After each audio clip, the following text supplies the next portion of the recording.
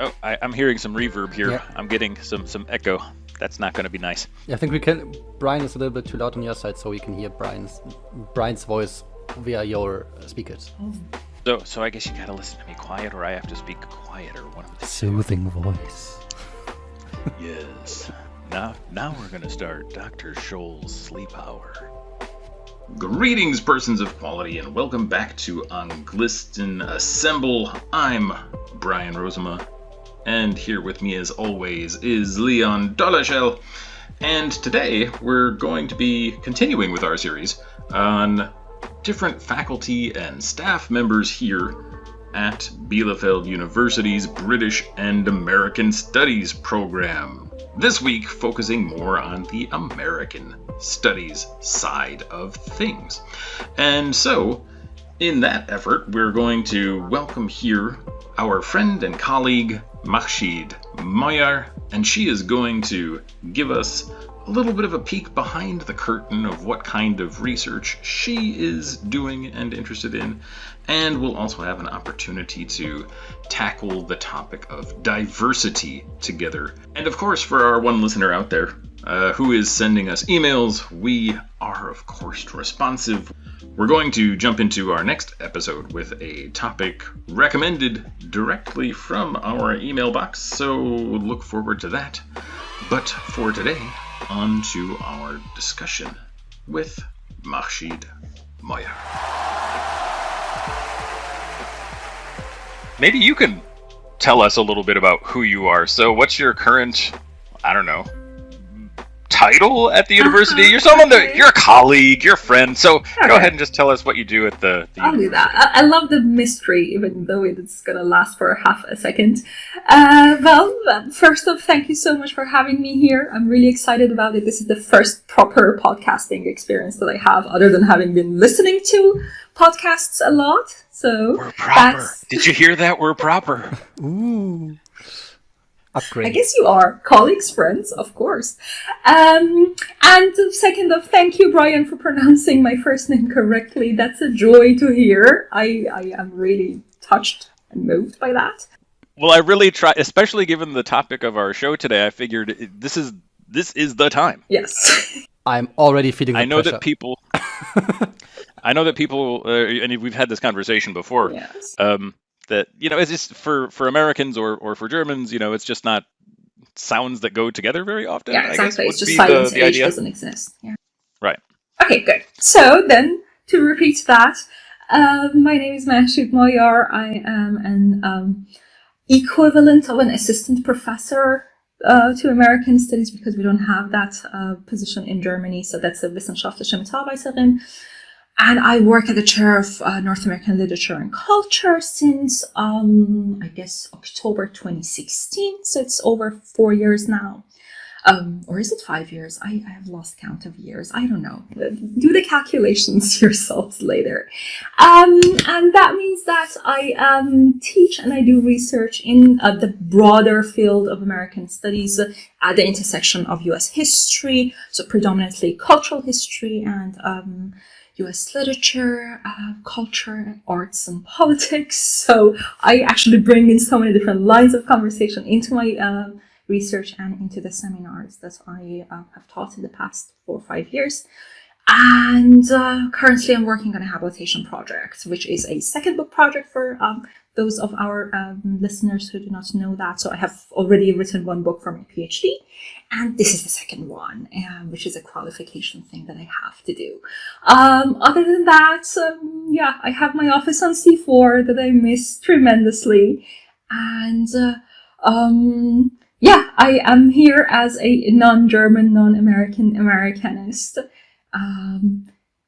finding my own corner in American studies in German academia, I would say. So, in a nutshell, that's me, I guess.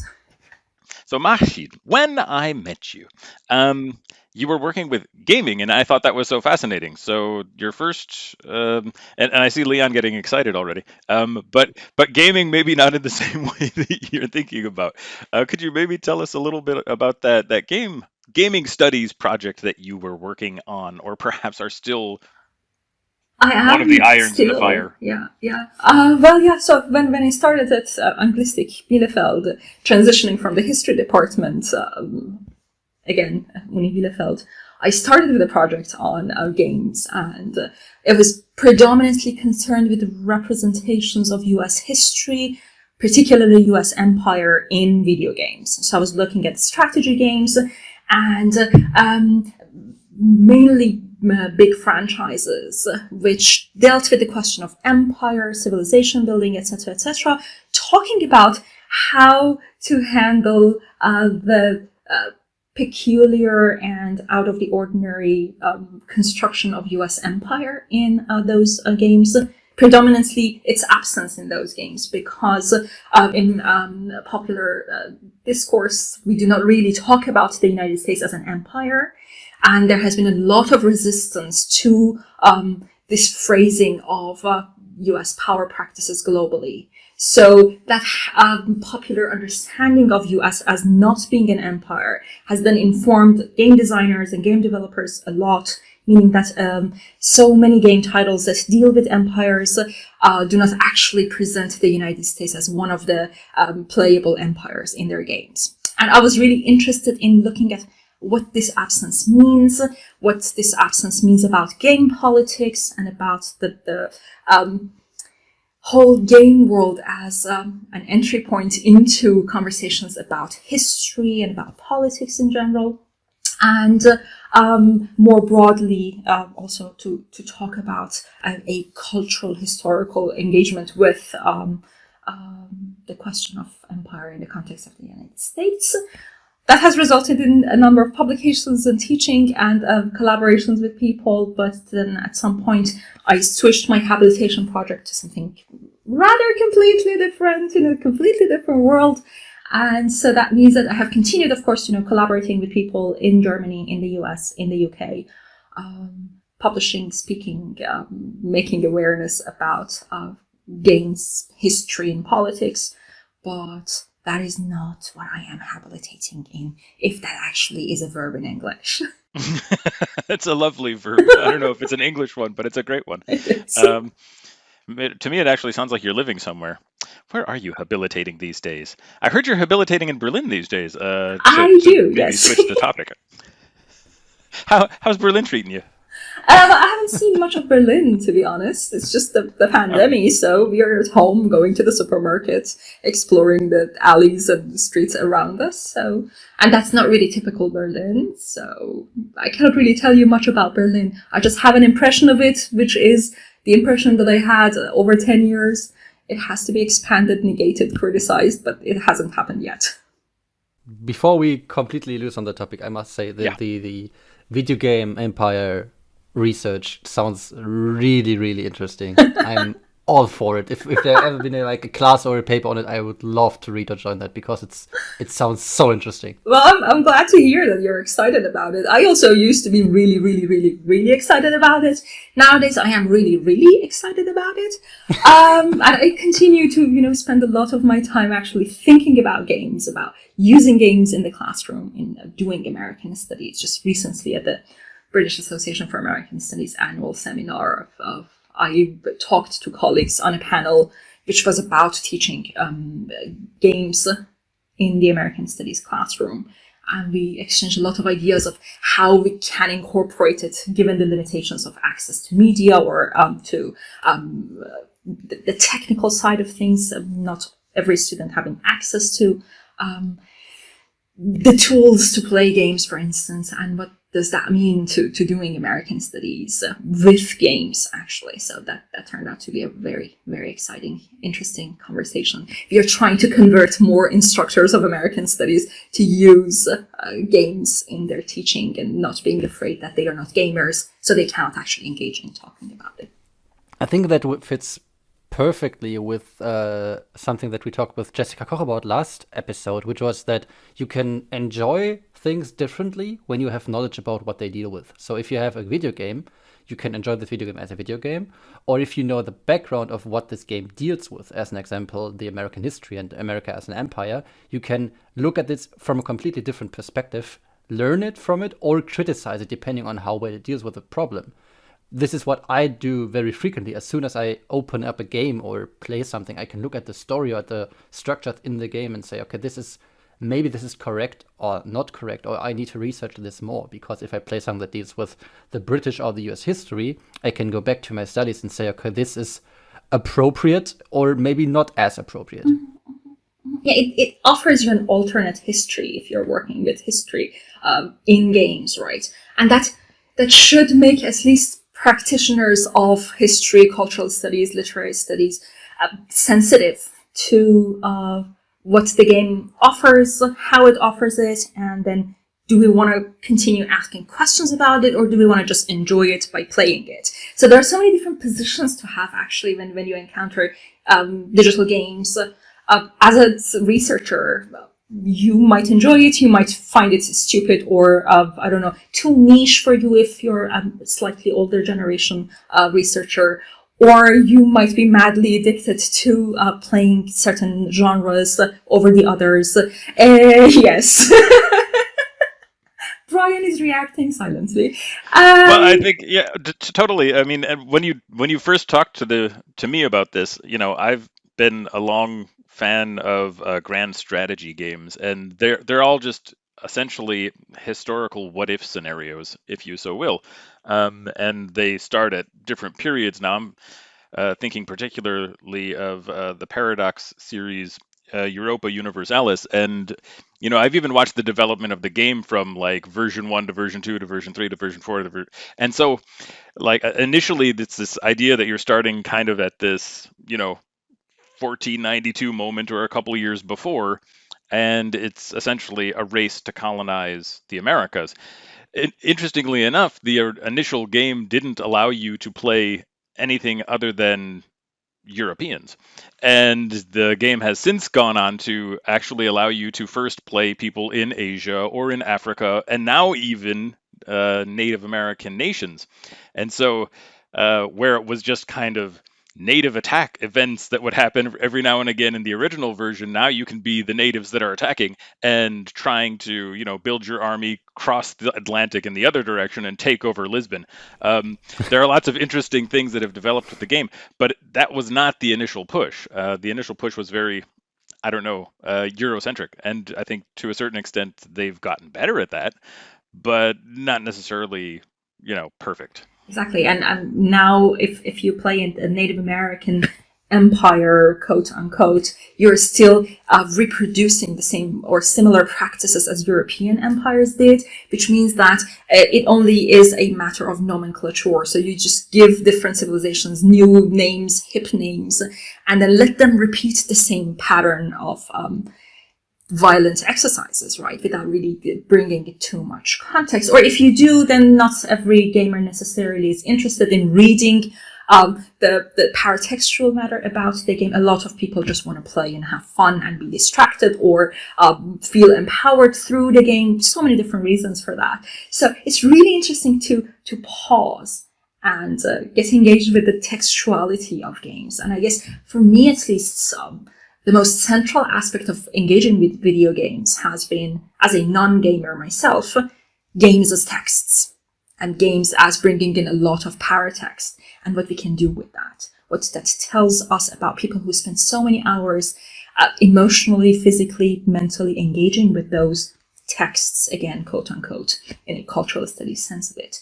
And to listen to them, to learn what they think about it. So just looking at online forums, for instance, in which people exchange ideas. And that means that then, digital games are so fascinating as a means to do American studies. As I said in that panel that I was at, we gave each a very short statement about our understanding of doing digital games in American studies. And I ended that statement by saying that there are so many different affinities between game studies and American studies. And some of the more explicit ones that probably need to be, more actively also talked about are that games have a race problem, so does the United States. Games have a gender problem, so does the United States. Games have a violence problem, so does the United States. So there's so many crossovers between these two subjects of studies, respectively in game studies and American studies. And that means that there's potential, even if people don't feel comfortable around games and around the means to actually playing games. You can watch how to play games and get a sense of how a game actually presents something, engages with the topic. I mean, you could watch Twitch all day long if you Exactly, wanted to. yes. And that's another entry point into the study of digital games. You don't have to necessarily play it in order to get a sense of how it works, as long as you're focused on content, not on the mechanics. But that's a very, very complicated, fascinating conversation. I have the feeling we're going very much into the direction of game studies. So please nudge me back into the correct path if you feel like I am. I don't think there's a correct path. True. I mean, I love this. I could listen to this all day because this is what I do all day. I play a game and look at this and I'm like, yeah, I need someone to talk about. I need someone to listen to me talk about this, so I have another opinion that I can engage with. This is great. Yeah, there's so much out there. The whole field of critical game studies is the place to go to think about games as political, as historical matter, and to engage with alternate history, which is a really, really, really important aspect of cultural studies. It has very little to do with history, of course, as a discipline, but it has a lot to do with literary and cultural studies, with dealing with narrative in games. And that is your go-to place, plus some of the stuff that I have published over the years, probably. But then I predominantly myself engage with small games. So I look at independent games and the politics of independent games. So games that are not, necessarily that enjoyable to play with, which means that I engage a lot with the question of unplayability also. I'm fascinated by what it means not to be able for different groups of people to play a game because they don't find it interesting, because it is censored, because it has actually been completely banned because of its the way it represents a certain topic, or because it has a banal gameplay. So the most recent installment of my interest in game studies / American studies has been in the question of unplayability, actually. Okay. So I'm going to ask a kind of a two-part question, veering off down a different rabbit hole. And it kind of has to do with at least the initial push for why you wanted to come here. You mentioned at least initial that you wanted to speak about diversity. And diversity, I think, is something that we definitely need to open up some airspace for. And I feel like there's still a connection there. And the question that I really want to ask, which is, how did you get into academia? Like, where was your entry point? How did you decide, coming out of secondary school, I'm going to go to the university and I'm going to stick with this forever? Well, we'll see about forever due to different legal reasons, contract, mortality, whatever. Things like this. Yeah, exactly. Mortality is a very, very important one, especially when you are exercising patience in academia. So you might have a heart attack. But other than that, do you want to know the very beginning of it, or do you want to know the adult the impetus? All right. Give us the version you're most comfortable with. I guess. Well, I mean, the most sincere version of it, which might sound like, I don't know, stupid, is that I was 5 or 6 and I went to the university where my older aunt was a professor. Well, she is a nutrition scientist, so it has nothing to do with humanities, but I entered the class. It was a very large seminar room. And I have no idea even how I ended up going. So it's just like, how did they decide, all the adults around me, that this is a good idea, or that I'm going to behave, or that I'm not going to disrupt her seminar? I have no idea, because my aunt is also a very disciplined, older generation female professor. Anyway, she took me there, and I went to the seminar, and I guess I had never seen this many people, more or less of the same age, in one place, in one space, under one roof. I sat by my aunt's side, I guess, looking at the class. And she taught, and I did whatever. I don't remember, but I remember that I didn't cause any trouble or anything, so no one had to, pacify me in any sense. I was probably just dazzled and mesmerized by the experience. And I don't know if back then I decided that this is what I want to do, or if it is something that, my memory has just evolved over years into this is the moment that I decided that I want to become a university professor. But then the point is that, of course, all my teenage years, I wanted to become a writer. That was the thing that I wanted to do. And everybody was like, you are going to starve. There's no money in writing. And this is wrong. And then at some point, I, of course, became very serious about humanities. But then the problem was that I went to a very special schooling system in Iran, where I'm originally from. And they did not have humanities in high school. They only had natural sciences or math and physics, because that schooling system was preparing a very particular generation of Iranian students to become, scientists and medical doctors, cutting edge whatever, which is not humanities in their understanding. So I could not do humanities, and because I had, it was the most competitive schooling system, I had done very extensive tests in order to be selected and enter it. My parents, of course, didn't want me to change my school to do humanities. So I did natural sciences. I have nothing against natural sciences, of course. So I started writing poetry when I was 12, and I won prizes for that. And so that was the path that I wanted to take, but it was not in front of me, and that was the difficult part. I had to, carve it for myself. And again, it's just too much details about the Iranian educational system, but then you have an entrance exam for the university. So there is one option, and that is, regardless of what you have studied in high school, you could choose to study languages. And that was my only entry point into humanities. So I chose to do English language and literature, and I prepared for that exam, and I had fights for more than a year with my family that they thought I am being robbed of my chances to become a cutting-edge dentist or whatever. So at the end of that fight, I actually got into the University of Tehran, studying English language and literature. And that's actually the point that, I finally won, going into the field that I wanted, and then becoming really serious about continuing to be a translator and a writer, and to ultimately become a professor. But at this point, I wasn't really that keen on it. I just wanted to be a writer. And the moment that I decided that I wanted to become a professor was when I came to Germany in 2008 to do a second master's in American Studies.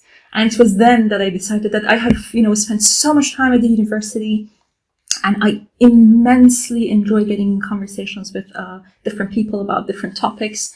And then, American Studies was broad enough. It was not only literature that I had studied before, it was everything humanities. And I could do so much with that, actually. So I guess, it was the University of Heidelberg, actually, that gave me the context in which I decided that this is what I want to do, which means that this year, October, would be 20 years that I am in university.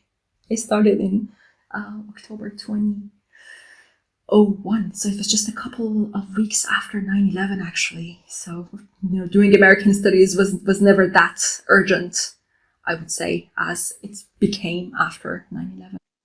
For sure. Okay.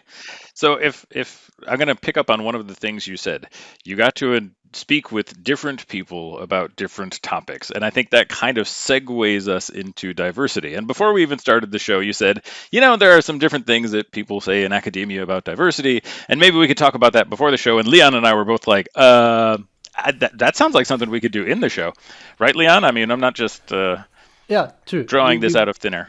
Yeah, true. Because diversity is not a topic that I am that well informed on, especially, or at least through my studies, but not especially about the University of Bielefeld. So I don't know what is the university doing to support diversity, to help diversity programs, or whatever there is.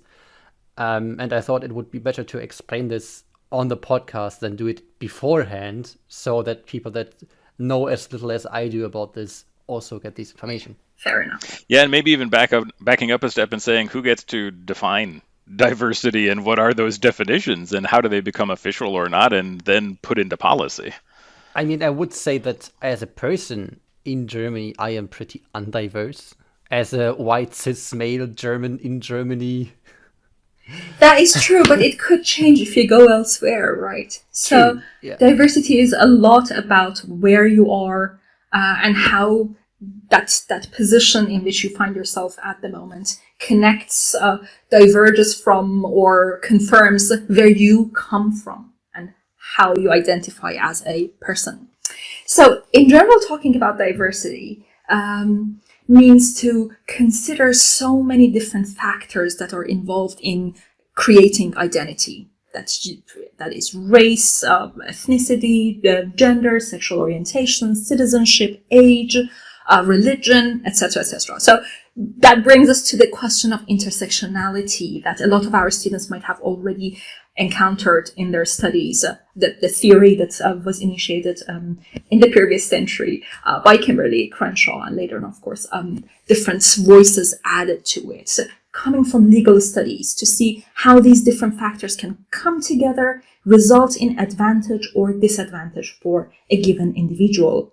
In the case of Kimberly Crenshaw, she was talking about job opportunities, right? There are a lot of studies about what it means for you to send a photo on a CV with a headscarf, and if you're ever going to get that job because you have a headscarf in the Western world, right? Of course, there are other categories of discrimination in, I don't know, the Middle East where I come from. So their religiosity is a bonus here. It's not necessary.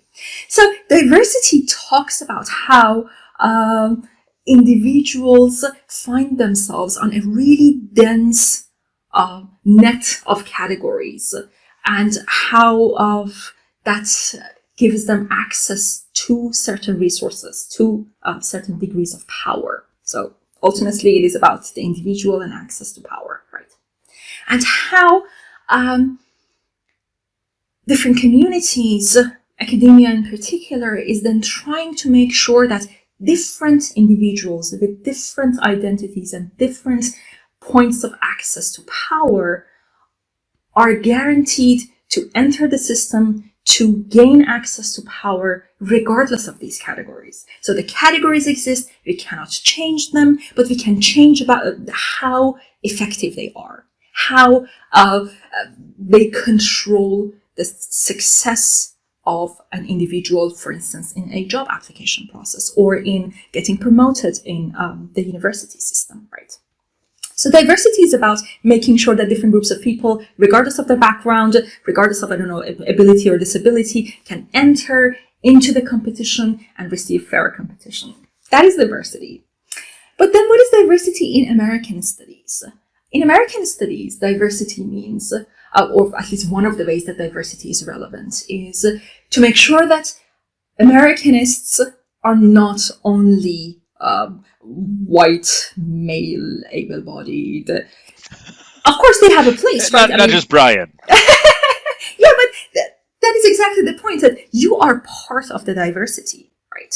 So by saying that we need diversity in a certain discipline, we are not saying that people who are conforming to whatever kind of a classic standard, quote unquote, have to be removed from the scene. They have a place there, but then other people also are given a place in this, how to call it without resorting to old metaphors, in this complexity of voices. So that I, as an Iranian female Muslim Americanist, have the right to talk about certain topics that I choose. So another aspect of diversity, which is also really important, is to accept that African American Americanists can do research on subjects that have nothing to do with race or to do with the history of race relations in the United States, that they can be experts in whatever field they choose. Right? So if white Americanists are presumed to be able to be an expert in whatever field they choose, whatever field it pleases them, then it should be the same for other groups of people, minority faces among Americanists, so that they can choose to work on whatever they want. And that means that there is freedom of thought and freedom of research, so that whoever looks at me is not wondering, why is it that she's not studying Iran-US relations? That's a valid topic. That's really important. A lot has been written about it. A lot more has to be written about it. But that does not mean that I should be reduced to my background. I'm an Americanist, period. Brian is an Americanist, period. Leon, I don't know if you're an Americanist or if you're still deciding between British studies or American studies, but if you imagine that you are doing American studies, then you are an Americanist, period. You can be a good Americanist. You can become an Americanist. So you can be in a stage that you are still trying to figure out if you want to do that or not. But diversity means that whether you decide to become an Americanist or not, it is regardless of your background. You can, of course, bring in your background if you want to, but that does not have to define who you are. The same goes, of course, then about our student body. That, of course, in Germany, we have a diverse student body. We have a lot of students with migration background, for example. And it's not enough to have them in the classroom. It is really important that when we as lecturers, for example, enter the classroom, we do not bring in assumptions that whatever person who looks this or that way, or comes from this or that way, that background, or speaks English with that specific identifiable accent is not gonna make it, or is not interested in American studies. They just want to get a degree. And whoever speaks a better English or sounds German or is white, then we take them more seriously. These are nuances of behavior, of course. We can forget about them really easily. I am sure that no one doing American studies would say that I go to the classroom with these assumptions. But we know that we have them. They are hidden somewhere. We try to suppress them because we know better. But that does not always necessarily translate into practice. It does not always mean that we lecturers of American studies go to the classroom and engage with the students on the same level that we engage with another group of students. So diversity has so many different sides of it, and these are just examples that come to my mind. One is about diversity among the researchers and lecturers. The other one is about diversity in the student body, and in the ways we make assumptions about that student body. So it is about going beyond numbers. It is about, it's not about how many students with Turkish migration background we have in our American Studies seminar. It is about how many of them do we take seriously, or if they are interested, we engage in conversation with them, right? So it is, just to do away with the tyranny and the illusion of numbers in our own tiny corner of the world. And of course, as I said, there are so many different sides to it, which make it really complicated to talk about and to assess and to bring change into. But it's a process, and we are really trying to get there. That was long, so... No, that's fair. That's fair. I think that's all good information and lots of food for thought. I mean, I'm just jotting down ideas as you're going. So we're talking about diversity as at least one of the factors that affects access to resources, to power, to education, or being taken seriously in the classroom. Also to jobs or parts of the field that you want to be studying. And again, we come back to other certain stereotypes, like whether or not people are taken seriously in the field they work in job applications, or in interviews, or even in the classroom itself. Oh, that's a lot to take in. First of all, and I think very, very true. And I mean, I don't know. We like to think that our world is woke, or at least more woke than the world that our parents grew up in, or were I don't know, acting and reacting in. Do you think that's true? I mean, there's a lot of people out there that would say, things like affirmative action, policies that say, for example, we do hire, if all candidates are equal, we will hire a woman in front of a man. We will hire someone disabled in front of somebody who is abled, et cetera, et cetera. I mean, these are actual policies of our university. And I think we all understand the fairness issue that's that's at hand there. That's based on a reality that, for example, our parents' generation did not have these things, and you can see the denial of resources to certain people, or let's call it the sausage party that the universities were, if we want to be brutish about it. Or other places. I mean, CEOs and things like this. Still today, we could talk about the gender pay gap or leadership gap or things like that. Exactly. Yeah. And I just wanted to say, do you think that this is a better world today, a different world today? And this is a question for both of you, Leah, and I think your point of view is just as valid. Yeah, and Brian too. I mean, you are a lot more of. So you both identify within categories of power in ways that, for instance, I don't. But that does not necessarily mean that you are at the beach party while I am working in, I don't know. That's not the case, right? So categories. Did you tell her about the beach party, Leon? I didn't tell her about the beach party. I guessed. Next time. Based on your attire. No, it's like Brian, come back. The point is, I guess, and I really want to emphasize that, and I do that in all the conversations that I have about diversity in the German Association for American Studies with colleagues outside Bielefeld, but also in Bielefeld, is that only because you belong to categories of power does not mean that you are privileged. It is about individuals. And I have written this statement that I also delivered at the German Association for American Studies, in which I talked about a radical understanding of intersectionality, in which I does not stand for intersectionality, I stands for the individual. So individual people can carry burdens that defies the ways categories privilege or disprivilege them. So that is one thing that is really, really important. If you as a child, for instance, grew up with abusive parents, no matter how white, no matter how American, no matter how German you are, that's not gonna solve a lot of problems that you have. For instance, you end up being shy, you end up having serious issues with trauma, and that means that you are underprivileged, no matter what categories say about you. So in the end, it is the individual that matters, the life story of the individual to the extent that they want to make accessible to other people. Of course, nobody owes the world telling about their biography, but if they choose to do so, then others are supposed to listen. That's one side. But then getting back to the question that you asked, Brian, and I think it's a really, really important, difficult question. I would say that it is a better world in certain respects for certain groups, in certain contexts. There have been questions raised that are really important to raise, questions that had not been raised before. And that means that your parents' generation in the United States, for instance, they probably did not think that actively about some of these questions because the questions had not been asked, because they were not topics.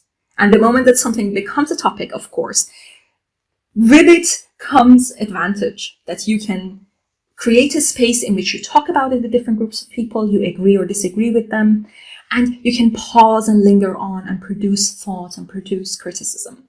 But then, exactly at the same moment comes the danger, right? That we believe that affirmative action is the ultimate solution, that we are doing all we can, and we don't need to do any more, which is true in a lot of instances about academia in general, how it works.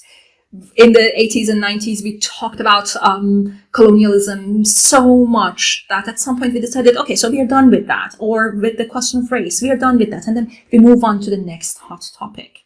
And that is the danger of pausing with a certain topic as a metaphor, wearing it out. So we believe that it is worn out now. We don't really need to talk about it because we don't have anything to add to it. And then we move on to the next topic. Having said that, I would say that our communities are a lot more diverse than before, but a lot of what we call diversity is nominal, is plastic, and it is about the illusion of numbers. So that, for instance, we have a lot of students with migration background, with diversity in terms of disability, religion, etc., etc. But when it comes to actual access to power, when they graduate, when they finish their PhD, when they become postdocs, and then they move on to get a permanent position of the god, which is the professor, then the actual disadvantage comes in. And that is the moment of distribution of power in which then access to power is blocked at so many different levels to people who come from a background that puts them, makes them underprivileged in a sense. So numbers can be all good and they are really important. Affirmative action is necessary. It has to continue in terms of gender equality, disability, race, etc., etc. But that's not enough. And that's the moment that we need to be sure that we are never happy with what has been done, and we feel like our job is over. That's why diversity is an ongoing conversation, because, 50 years ago, 100 years ago, we did not talk about sexual orientation, right? That's a category that we actively think about today, but we didn't before. It was an issue for a lot of people, but it was not a category. So categories are being modified, added, and removed, and that means that our work with the question of diversity, of the tyranny of categories at the expense of the individual, has to carry on, actually. Excellent answer. More, Leon. I want more answers. Give me more. Exactly. What did you want to say, Leon? I want to say that for me, the whole topic of diversity and gender, and as an example, also feminism, is not new, but I always had a different approach than other people because I grew up differently. When I grew up, my father was at home, my mother worked. And I had a grandmother that was working more or less as in a very feminist position and worked for equality. So as a child, I never knew that this was different from the norm. For me, this was completely normal. It was normal that everyone is the same, that a man can stay at home and do all of this and the woman can work. I didn't know that this was like unnormal to certain people. So when I got into school and I got confronted with how other people lived, I was shocked because I didn't understand how this could be unnormal to them or unnatural. So for me, I had to understand that there are still people that would deem this as unnatural, unnormal, or that this shouldn't work, or this isn't how things are supposed to be. And I still have discussions today with people that tell me that things like feminism or social studies in general, also gender studies, are luxury problems, because if you are poor, if you have nothing, you wouldn't. They say that you wouldn't care about your gender, because if you have bigger problems, if you are scared of your survival, you wouldn't care if they address you with the wrong pronoun, or if a certain minority is not represented enough in universities, because you have your own problems, different problems that are to you way more important. And all I can say is to this topic is, yeah, but isn't that a good thing? Isn't it good that a lot of people are in a position where they don't have to worry about these problems, and instead can worry about different problems that they have now? It's a good thing for our society that the standard isn't anymore these people have to be scared for their survival, but instead can care about if people are represented with a right or wrong gender, or if something is racist, or if something is not diverse enough. In theory, it's a great thing. There's still the problem that there are a lot of people that can't think about these things because they are too poor or because they are lacking essential things. This is still a problem that we have. That doesn't mean that diversity isn't also a very important topic that we have to discuss and deal with. It doesn't mean that just because we have two problems doesn't mean we have to discard one of them until one of them is completely fixed. You can have multiple things that you have to deal with. Yes. And to reduce people who have existential problems to handle, like poverty, to people who are only worried about the question of poverty is a tremendous injustice to them. To say that they only care about winning the bread, right? That's just a very elitist understanding of how people who grow up in poverty handle the world. They have complexities in their thought that are not taken into account. And I'm not saying they can have complexities in their thought. I am sure that they do. as individuals, as collectivities, as a social class. But back to the anecdotal points that you raised, Leon, about how you grew up. That's a really, really, really good example of how individuals have to be prioritized over categories. The same, for instance, is true about me because I grew up in a maternalistic family. I didn't know any of my dad's relatives, so I grew up with my mom aggrandizing and glorifying her family. My grandma was the queen, and nobody did anything without her approval, without her telling them what to do. And so that meant that, when I entered the society, I never felt like I am a woman and no one can hear me. I've never had any, or at least not many problems at the gender front, because I grew up with this image of women can be powerful, and that's not a big deal for me. There is not much of a complexity there. But as soon as I move from that context of family, from the context of the special social class in which I grew up in Iran, and I move to Germany, then people look at me and think like, oh, Muslim woman from Iran, that means that she doesn't do anything without her husband's approval. In so many respects, I have been really privileged, even though the categories that I belong to signal underprivilege and disadvantage.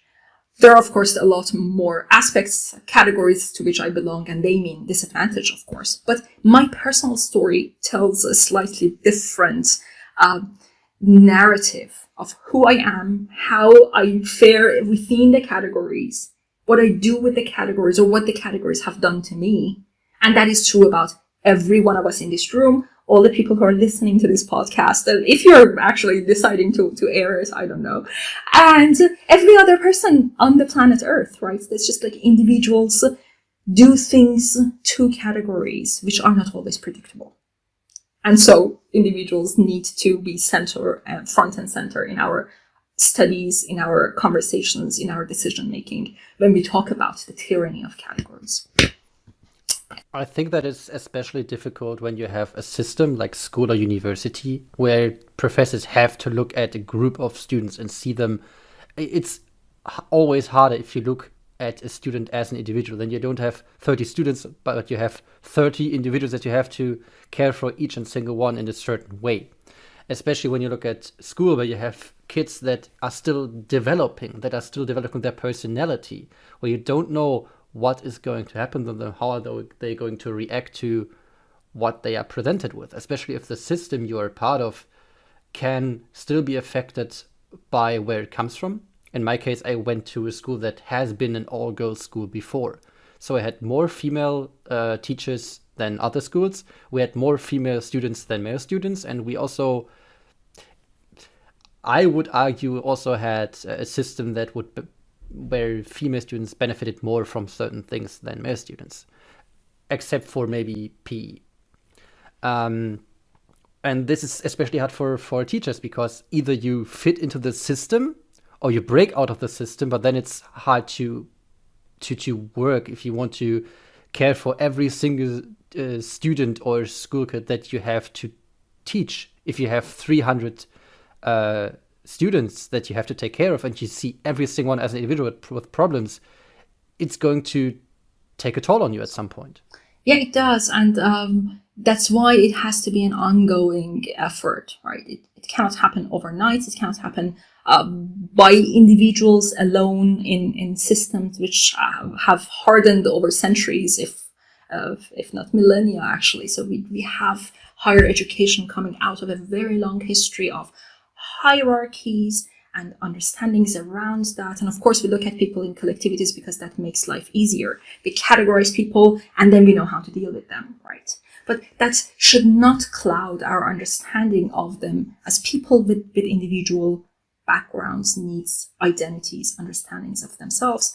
And if we cannot really do that because of time constraints or because of all the points that you pointed out, Leon, I would say at least we can care. We can try to care. We can try to be kind.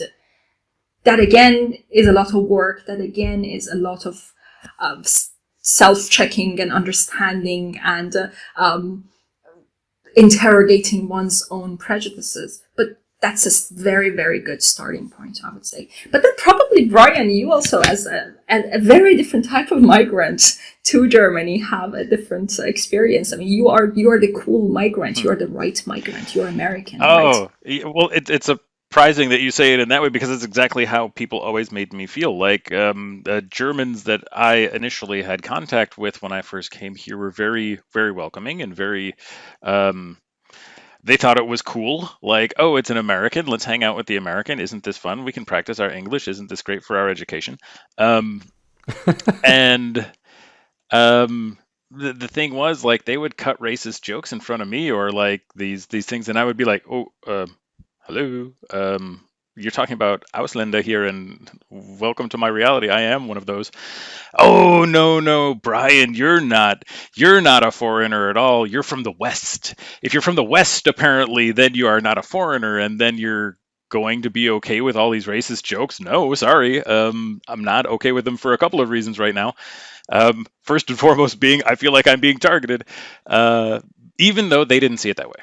And that's what I thought was so, I don't know, fascinating and scary at the same time. It was just, oh, but you're a white Western person. You're one of shouldn't feel us. excluded. Exactly. You shouldn't feel excluded. We're poking fun at the others. You're not one of the others. And I just always felt like, well, when we're doing this in German, and not that it would have been any better in English or anything, but it's like when we're doing this about like this very blanket category of foreigner, I'm sorry, I don't feel German. And so I'm sorry, I'm a foreigner. Like that's how I would identify. Whether or not you want to include me, in this collusive racist joke or whatever it might have been. And it was just, I'm sure, meant innocently enough, as innocent as these things are. He said very, very dubiously. But they would try to include me in such a way that I guess it was to make me feel at home or to make me feel welcome, but it just backfired horribly. It's a well-intentioned racism, actually. Like racism to make me feel better. And it's like, well, I mean, I realize my country has racism all over the place, but you don't have to start being extra racist for my benefit. It doesn't benefit me. Yeah, I don't know. I had some very strange experiences every now and again, not with everybody, but there were these things where I just felt like you're trying to include me into something I don't want to be included in. And it doesn't make me feel better. It makes me feel worse. The idea of Germans making more racist jokes so that the American feels more included is very interesting. I think I was just stretching the limits of my own logic on the subject. It was like, why in the hell do you think this is going to make me feel good? Like, why do you think I'm not going to feel insulted by the foreigner jokes because I am a foreigner? Sorry, full stop. Even if you don't feel like a foreigner, racism should outrage us anyway, right? At any regardless rate, of where we come from. Racism is just wrong, and it has to be confronted wherever it happens. But yeah, I'm not sure what the point of the entire thing or the exercise was, but I think at any rate, I think people tend to try to be, I want to say, positive on the whole. I'm an optimistic person, and I feel like that the idea was, let's make Brian feel more comfortable. Or maybe we're just doing what we always do, and Brian just happens to be there and we kind of forgot. That would be the other option, the non-narcissistic option. I feel like they thought, they were actually doing something for me at the time, but maybe I'm wrong. I mean, the most including thing would be just being yourself when the person is around. If you change yourself because the person is around you or part of the group right now, you haven't included the person because you're not how you normally be, right? Sure. Yeah, it's a very complex thing to deal with because, I mean, as is the case of Brian and a lot of people who are the right type of migrants shows, people tend to do racism, to exercise racism, understanding that racism is wrong only in certain contexts or when there are certain people present in that context. And that is the problem, that you can be racist and get away with it when you are surrounded by the right people. But then if you are on TV, for example, or if you're teaching a diverse classroom, then you kind of hide that. And that is one of the major foundational problems with being politically correct. Because that means that you learn where to say what. it does not change how you think or how you feel about the world and the different groups of people in it, including yourself. So that's the problem, that you just, grow two different persons inside you, and each one of them talks at certain occasions to certain audiences. I think what you just said is really important. That is that you learn when to say what and why you should or should not say certain things, because I think that you can't force political correctness, and you can't force change in people's minds. People will only change their attitude and their mind and the way they, I think, speak and talk and behave when they understand why they should do this. And if people don't do that, they will fight against it. And in the case of political correctness, if someone says, yeah, but this is a hassle for me to change the way I speak, you will not be able to force them to do this. You need to make them understand why their way of behaving and speaking has a negative effect on certain people, and why changing this is not a big thing for them, but maybe for the people they right now influence with this. And I think this teaching them why this is a good idea, why they should do this, is a very important point. Yeah, true. Although it doesn't always work, right? You can't always have a conversation with someone who has made up their mind. But if occasion arises, you can have that conversation with people who trust that you mean well, then it might actually work. But as you said, Leon, it's in the end, it is not about how people act. It is about how they think and what they believe. And we can tell them that this is wrong, but as long as they don't believe that it is wrong and they don't see why it is wrong, they're not going to change how they think. And given the occasion arises, they can actually be really poisonous and pernicious toward certain groups of people. I think education is so important, because it's hard to change the way you think afterwards. It's very hard to change something that you have done for a major part of your life. But if you teach this to a kid that has done this for a year or two, and teach them, yeah, this word is maybe not good because of this and this reasons, because this is discriminating or this is racist, a kid can change this, and a kid can understand why, even at a young age, why this is right or wrong. And I think that is why we need to change this very early in the education, so that you can't change the generation before. You can't change the parents, because most of them will fight against this, because this is what they have done most of their life. But if you are able to educate the kids right, and not to brainwash them, but to argue with them, and maybe they can understand why this should or should not be the case, or should be said this way, maybe you can change this generation or the next one. This is a process that takes years and decades, maybe, just to change this one or two things. And I think right now people try to change this as fast as possible. And because people are going to fight back against this, especially the older generations, there is this clash of opinions. Well, I also feel like people are very extremist right now. So it's either super woke or super get the hell out of my face with your nonsense. Yeah, black and white. Well, for lack of a better term, I forgive the pun. It's the idea that, I'm going to walk in a conversation, and at the end of this conversation, I'm going to walk out right. And everybody goes in with this notion, rather than going into a conversation and saying, I actually just want to feel and see and hear what the other person is thinking and where they're coming from and what their experience is.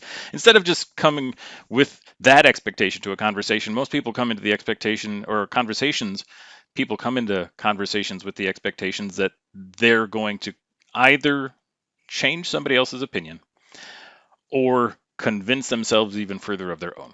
And I feel like people aren't willing to walk that middle ground. And I think what you were speaking about earlier, you can get to children early and you can talk to them, and you don't have to brainwash them. No, you just have to teach them simple empathy. You just have to teach them about how to feel in another person's shoes, and perhaps to respect that other people are going to have various perspectives that are different from your own. And isn't that interesting? Let's find out why, and why don't we just have a conversation about why? Because that person's an individual, and their experiences are just as valid as your own, even if the beliefs that they have are different from your own. Or they look different, as simple as that, right? In Absolutely. Islam, we have this concept, so it comes from the Quran, and it says, so God says that I created you diverse so that you get to know each other. The verb that is used is a mutual conjugation of the word to know, which has mutuality in it. And I think that's one of the major foundational ways of thinking about diversity, that there is something to know. As you said, isn't it interesting that someone is different from me? Otherwise, who am I if I am not different from others? I ends and gets borders the moment that others start. Right? Otherwise, I doesn't mean anything. I is just a fantasy. No one really recognizes you as an individual if you are not different from others. And we all want to be different. Fashion industries at the service of making us feel unique and different from others. So why shouldn't we then exercise that with a bit of an empathy, as you said, starting as early in life as possible, by telling ourselves and people around us, but again, ourselves as the most important addressee of our own thoughts and practices, that it is perfect that there is diversity. It is not okay that there is diversity. It is perfect that there is diversity. Without diversity, we would not be individuals. And what an immense loss that would be, that Brian Rosama or Leon Dollarshell or Mahshid Moyar did not have names, did not have stories, did not have their own voice and throat, and did not have their ways of writing about race in kind of similar, but at the same time different ways when they write a paper, for example. Although Mahshid and Leon are much, much nicer to Canadians than I am. As a Michigander, I always have to get a dig in against the Canadians. That's just how it goes. Yeah, we always hate our neighbors more, right? That's why Christianity's focus is so much on love thy neighbor, because they know. I love Canadians. I really do. I could just never eat a whole one. That's true. They're a lot more relaxed. I think it's, when you said that diversity is so important, I think I remember a lot of movies and books I read about dystopian futures, because this is, or dystopia in general, because this is one of my big research topics and things I am very interested in. And in a lot of cases, losing diversity is part of this whole Diversian trope, that the more people become like one mass and losing their individuality and their diversity, the more it becomes dystopian. To the point where, when you look at, as an example, Equilibrium, which is a movie where basically people lose all of their emotions and all dress the same and they all do the same, they become less and less like an individual, more and more like a machine that does certain things. And this losing of diversity, this losing of individuality. And I think that shows that we know that being diverse and being an individual that is different from others is part of being a human. This is why we show the process of losing this as something dystopian.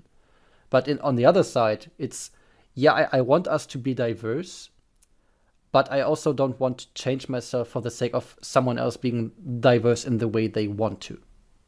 Because in this case, I have to change myself, and I don't like this. I like myself like I am, even if I am racist, sexist, whatever. Well, everybody's got to look in the mirror at the end of the day and say, I'm a worthwhile person, and hopefully can feel that way about themselves. I think that's a best case scenario as well. I think we all look at our small flaws and freak out about them and make mountains out of molehills, as we all tend to do. But I mean, just at the end of the day, we all have to live with ourselves. And I think most of us think that we're okay people, or are okay with the fact that we're not okay in certain cases. I think, sociopaths, or something along those lines. But I feel like I would totally agree with that. We all kind of come from this space where we think, we've got this experience and we've got valid behaviors and ideologies and things as a result. I don't know if you want to say more, but I think everyone has to look into the mirror at the end of the day is a pretty cool closing word. Fair enough. We can always say that. Good. Then I guess maybe for now we could say, Mahshid, thank you so much for coming on today. Thank And you. That was Leon, lovely. as always. Yes. I I loved it because it was a conversation. So it was not only me talking or thinking along the lines of the questions you posed, but it was a conversation, and I loved hearing your thoughts about diversity and games. hopefully it wasn't just a conversation, but a conver-sensation. I think that is the word to finish on. All right, I think we can do that. A pleasure and a privilege having you here today. Same here. Leon, Thank also. you. Pleasure and a privilege always to work with you. For you? I don't know, one of those prepositions. And otherwise, You can both also come work for me if you want. I'm a nice employer without money, so consider. Oh, see, so I was going to say, if the money's right. No, we talked about compassion and empathy, so I'm very compassionate. Compassionate and empathetic people still have to eat and pay rent. But exactly, I can't buy my bread with compassion and empathy. That's true. No, the currency has not entered the exchange market yet. No. What a world that would be. Can you imagine? A bread for a hug, yeah. Oh my God, yes. Dude. Yeah, we are getting poetic here, which is my habilitation project, which we didn't talk about, but yeah, that's fine. We didn't get there, but we got to some of your projects. We'll just have to have you back to talk about your habilitation I would love project that. at another Thank point. you so much. It was so much fun. Everybody, have a lovely rest of your week, and we will continue this conversation on another episode of Anglisten Assemble. This episode of Anglisten Assemble was privately produced as a joint non-profit informational project of students and staff of Bielefeld University. All views and opinions expressed on the show in no way reflect the official views of the university and are solely the perspectives of our hosts and guests. Information provided is true to the best of our knowledge at the time of production, but is naturally subject to change as some details are time sensitive. Anglisten Assemble was produced and edited by Brian Rosema and Leon Daleshel for the private use of our quality audience. Musical accompaniment includes the musical stylings of the Kiffness. And finally, we'd like to thank our special guest today, the magnificent Mahshid Moyar. No Canadians were harmed during the recording of this podcast. And if I hurt your feelings, I'm sorry, dude.